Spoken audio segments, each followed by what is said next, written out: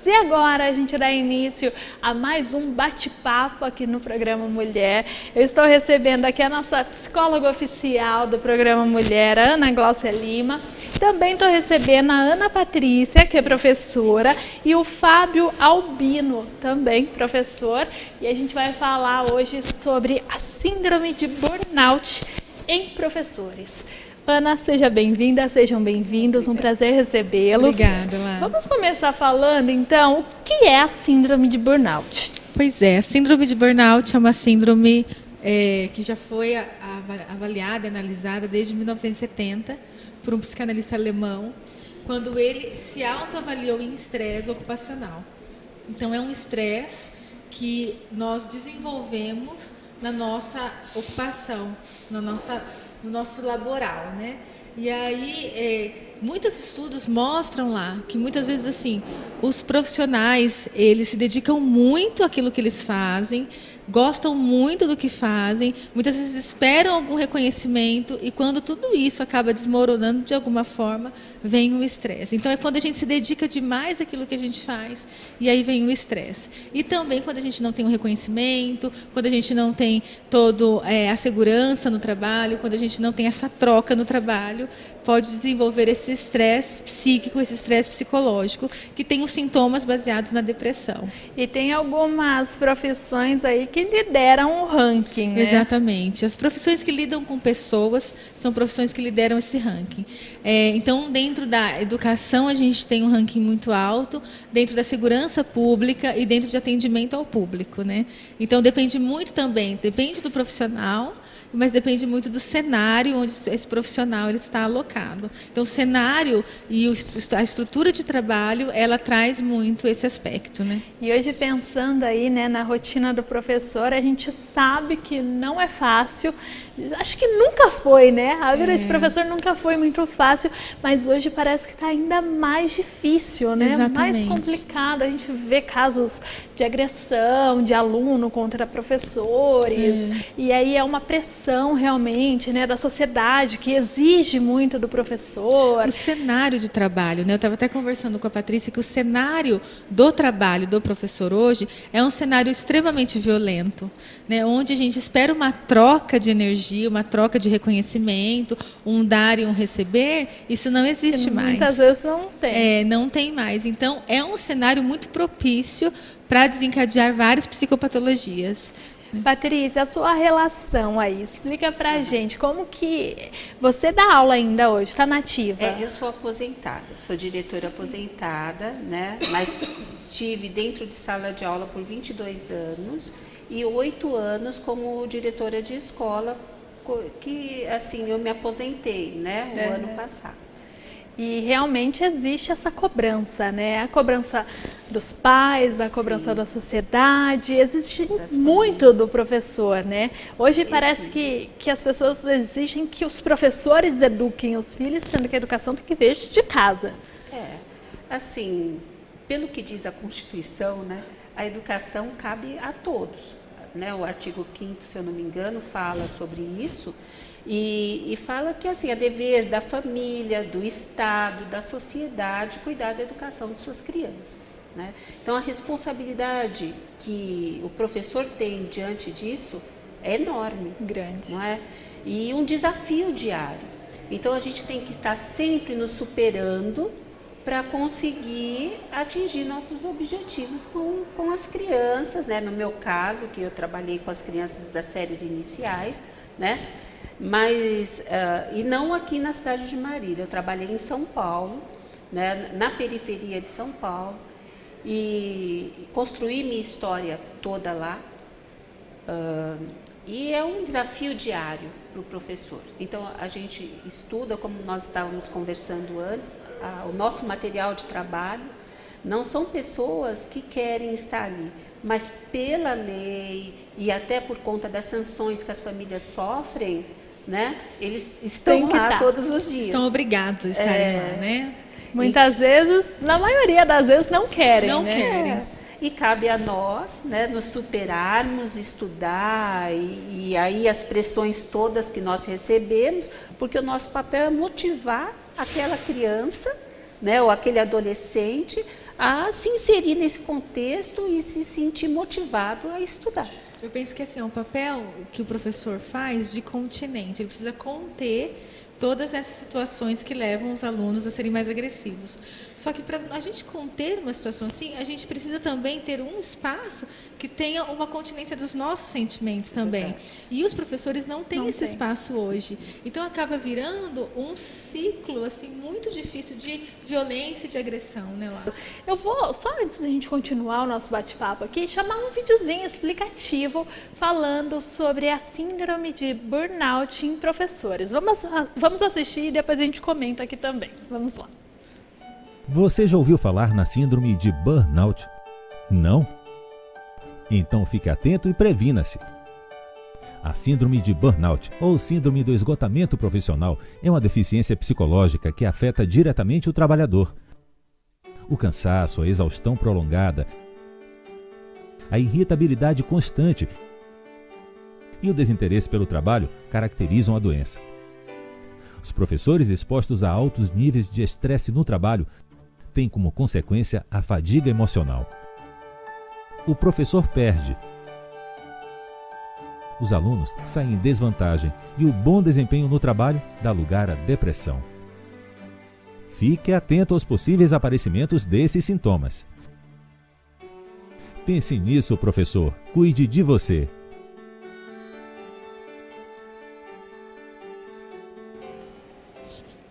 Olha que legal, né? Falando aí dos sintomas e ligando realmente esse alerta nos professores, né? Porque às vezes os professores estão até vivenciando isso e não conseguem identificar, né, Ana? E acaba porque, como tem todo esse esgotamento, isso já é muito falado, e todos os professores, ou a maioria deles, já sentem esse esgotamento, infelizmente na nossa sociedade as coisas acabam se tornando mais naturais, né?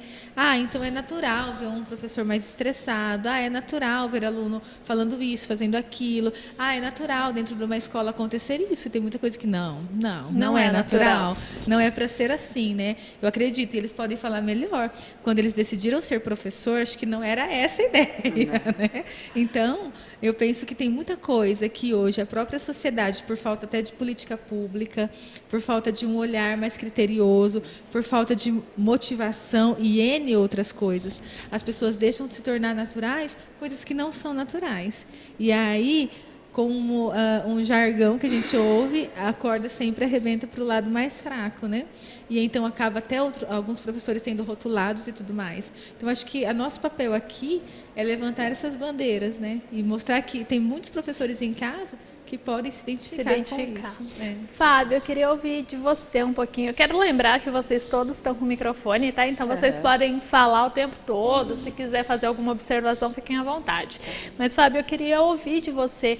Você foi diagnosticado com a síndrome, né? E como foi esse ápice? Como você descobriu que realmente precisava procurar ajuda, que não estava dando mais? No meu caso, eu tive um surto dentro de sala de aula em 2006. Então, com um aluno, né, eu surtei lá. E por duas vezes. A primeira vez eu consegui me recompor e voltei para a aula. Da segunda vez eu não consegui. Então, a minha vontade era pegar um aluno e enfiar dentro da carteira, assim. Aí eu tive uma luz lá, peguei minha mochila, coloquei nas costas e fui para o Hospital das Clínicas. E pedi para o atendimento psiquiátrico lá. Que realmente chega num ponto que o professor não aguenta mais mesmo, isso, né? A estafa ali mental, psicológica é demais. Exatamente. E eu ocupei por muito tempo os alunos também. Não é só aluno, né? O nosso problema não é só aluno. Claro que 90% não quer, né? A média é essa, 90% não quer, 10% quer. Os 10%, uma média, é uma proporção aí, né? Mas os 90% tira a oportunidade de quem quer aprender. Exatamente. Acaba também desmotivando aquele aluno. Eu consigo trabalhar muito bem com os alunos, inclusive eu consigo ter mais de 90% de atenção quando eu estou bem, né? E o problema é o descaso que o professor é tratado, né? Eu não sei, já ouviu alguém falar bem de professor? Raramente, não, né? né? É bem difícil. Então, Raramente. esse é o problema. A família não gosta do professor, o Estado não gosta do professor. A culpa é sempre do professor. O professor é sempre o culpado, né? A nota baixa é o professor que deu. Não foi o aluno que Eu atribuí que tirou. a você, por exemplo. Eu estou atribuindo o que você mereceu durante dois bimestres de trabalho. Se não fez nada, zero, óbvio. Se fez alguma coisa, tentou se esforçar, a gente ajuda. O professor não é o vilão da história. Então, mas parece que as pessoas veem o professor como vilão. No seu caso, Fábio, você lidava com adolescentes? Isso, ensino médio e fundamental 2. Também é aquela fase crítica, né? Que o adolescente está está É a rebeldia, né? tá A se puberdade. reconhecendo ali. É um momento crítico para a família e isso acaba se estendendo também para a escola, né? O professor acaba sofrendo A nesse gente momento. sofre com tudo isso mesmo, inclusive com a ausência da família nesse período. Porque até o quarto ano, quinto ano até o agora. quinto ano. Até o quinto ano, os pais acompanham muito a vida dos filhos. Pega o Depois- caderno, olha. Depois do quinto ano parece que acabou. E é interessante que entra na fase da pré-adolescência, na fase da adolescência, onde o adolescente está em risco de outras situações, que parece que os pais acabam relaxando um pouco desse monitoramento, né? E por N motivos, não dá para a gente também colocar todo mundo em um padrão, mas talvez nesse momento, que eu acho que precisaria de mais olho, mais monitoramento, aí acaba se delegando para o adolescente ou para o pré-adolescente uma autonomia.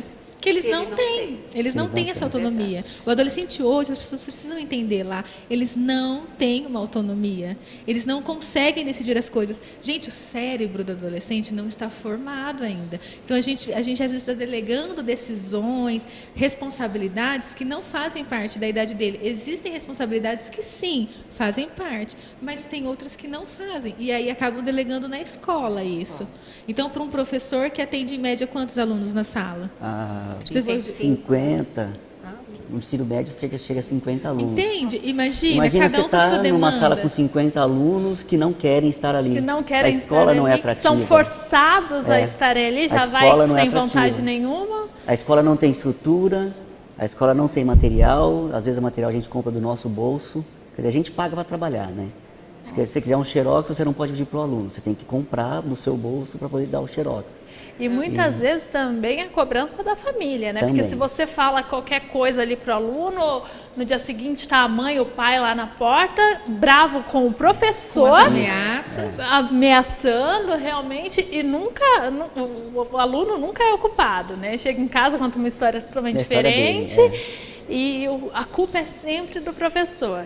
Então é tudo isso, né? Ter que muitas vezes colocar dinheiro ali dentro da escola para ter o material. O pouco dinheiro que a gente ganha, inclusive, né? Que o salário de um professor, né? Ninguém quer ser professor hoje, né? A cobrança ali, né, também do Estado, da escola, a diretoria de ensino, existe toda essa cobrança dos alunos, da família e da sociedade em geral. Realmente é muita cobrança, Eu né? acho que a gente também tem que entender que durante esses últimos anos, a figura do professor, porque ser professor já foi uma profissão de um Linda, certo né? status, Valorizada. não é verdade? Honrável, né? E hoje em dia, assim, houve um desmonte nos últimos anos, né, com relação ao papel e à valorização do professor. E a gente também não pode deixar de colocar que a grande parte ainda, né, dos profissionais da educação são mulheres, que têm dupla jornada de trabalho, que chegam em casa também têm os seus filhos para educar, né? Então, tudo isso é um agravante para que a síndrome de burnout apareça, né? Porque assim, a gente tem que se desdobrar aí nos diversos muita papéis que a cobrança, mulher né? tem dentro da sociedade. Então, assim, por conta da saída da mulher para o mercado de trabalho, a gente delegou aos adolescentes e jovens uma autonomia que eles ainda não têm. Não estão preparados. Não estão preparados para. E a escola tem um papel aí fundamental, porque essa criança que já não tem a mãe em casa, não é? Ela precisa de um amparo para que ela se desenvolva. E nisso o professor se sente mais cobrado ainda. Essa autocobrança que nós temos, o professor se avalia muito, sabe? E normalmente a gente acha que está sempre faltando, né? E essa falta, esse sentimento de que está sempre faltando também é um causador de desequilíbrio e de doenças, Uma né? autocobrança excessiva, Não é? né? Então, assim, você encontra professores hipertensos, muitos, acima do peso, não é? Então, eu acho que, na minha opinião, né, e o que eu tenho vivido, hoje em dia se cobra muito do professor essa questão da educação, né? E às vezes até menos da escolarização, como diz o Mário Sérgio Cortella, né? Ele fala que o papel da escola é escolarizar, mas a família é educar. Educação Mas moral esses familiar. papéis estão invertidos, não é? Porque há essa cobrança do professor. E a gente tem visto aí muitos casos, né? Um número crescente de casos de agressão de professores, gente. Exatamente. Então é uma falta de respeito enorme. Imagina você estar ali e ser agredido por um aluno no seu trabalho, dentro de uma sala de aula. Realmente Mas é eu uma acredito coisa... também que os episódios de agressão que aconteceram nesses últimos dias aí, de certa forma, eu olho com o olhar de quem também está dentro, se encaixaria dentro de uma síndrome dessa, por conta do bullying, por conta da autoridade demais de alguns professores, ou da pouca autoridade de alguns professores. Verdade. Então, o adolescente também, ele está nessa fase de mudança, ele está com a cabeça dele a 1000 por hora. E tem as cobranças dele também. Às E vem a vezes já escola, vem com um problema de casa como também, como eu né? falei, que acaba interferindo. a escola, num calor que está fazendo esses dias aí, com o ventilador quebrado. Nossa. Sabe? É A bem gente passa por complicado, realidades né? assim. A violência Eles ela tem mesmos que vários quebram, âmbitos, tá? né? Isso é fato. Eles mesmos quebram. No frio eles vão lá e quebram o ventilador. Depois reclamam que no calor não tem ventilador. Então, mas eles não são também. Educação do Brasil, né? Infelizmente é a realidade que a gente Eu não olho que a só, gente eu não, por vê. exemplo, meu olhar não é só como o aluno, é uma relação aí. Existe uma reprodução de comportamento, né? A gente acaba dando o que a gente recebe, a gente acaba se comportando como a gente aprende como deve se comportar. Então, quando eu vou falar sobre violência escolar e eu vou para o âmbito da família, eu pergunto como que é essa criança dentro de casa e o que ela tem visto dentro de casa, porque ela acaba reproduzindo na escola. A escola, exatamente, a escola é um segundo ambiente onde nós estamos inseridos. O primeiro ambiente é o ambiente familiar. Então, o que ela tem aprendido para reproduzir? Aí, ok, ela vai lá, uma criança, e vai reproduzir comportamentos saudáveis, mas aí ela aprende nos pares dela dentro da escola comportamentos agressivos. Então, a violência ela não tem uma face só, ela tem várias faces. Só que a gente também precisa olhar e começar a trabalhar de uma forma muito efetiva para poder combater isso de todas as faces, porque muitas vezes a gente fica discutindo e a gente acaba tirando o nosso time de campo. Falando, ai meu Deus, o problema é muito grande, não dá. Não dá para né? mim. E não pode perder a esperança. O que move é a esperança.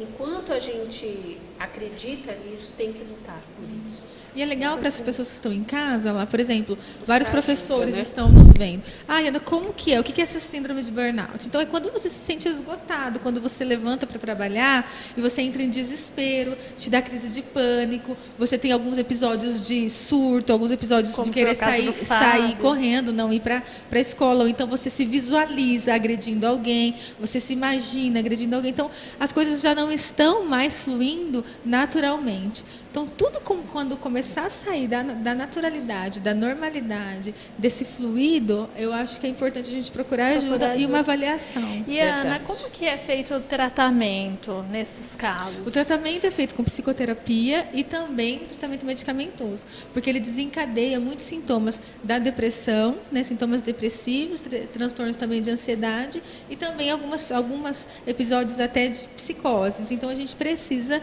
fazer tanto tratamento psicoterápico, porque aí a gente pode até trabalhar uma readaptação desse professor à escola, se for o caso, e também associar o tratamento medicamentoso, porque vários sintomas só são manejados com a medicação, dependendo do grau de instalado que estão esses sintomas, né?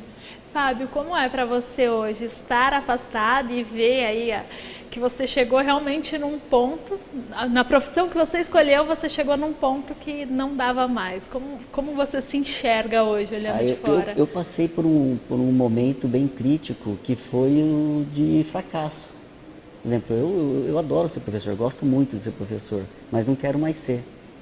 Sabe, o que eu escolhi para minha vida, eu comecei mais tarde, porque eu não sabia o que eu ia fazer, terminei a faculdade mais tarde, escolhi o que eu queria fazer, numa boa universidade, me formei ali, sabe, com suor e lágrimas, uma boa formação e, sabe, para chegar no primeiro dia que você pisa numa sala de aula, você já se decepciona. Então, eu tenho amigos professores que estão iniciando, já não querem mais.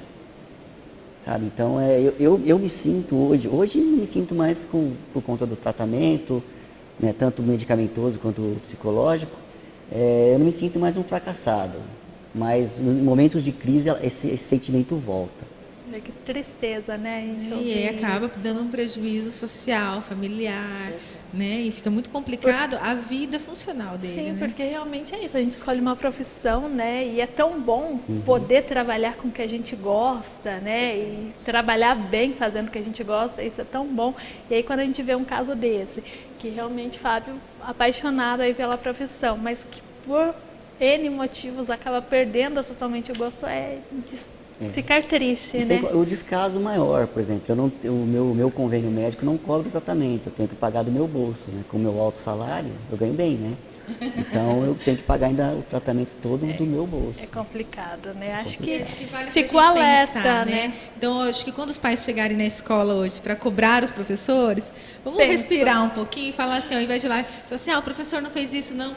Ir lá e falar assim, professor, o que eu também posso ajudar, né? De que forma que eu posso contribuir com vocês ou com a escola e tudo mais. Eu acho que essa aproximação familiar algo que a gente consegue fazer, um manejo que a gente consegue fazer, que cabe a nós e que também tem algo bastante efetivo. Fica essa ideia aí também para os pais. Gente, muito obrigada pela presença de vocês aqui. Obrigada, Ana, obrigada. Patrícia, obrigada. Fábio, muito obrigada por compartilhar um pouquinho da sua história aqui junto com a gente, viu? Obrigada. Obrigada pela participação aqui. Sucesso a vocês.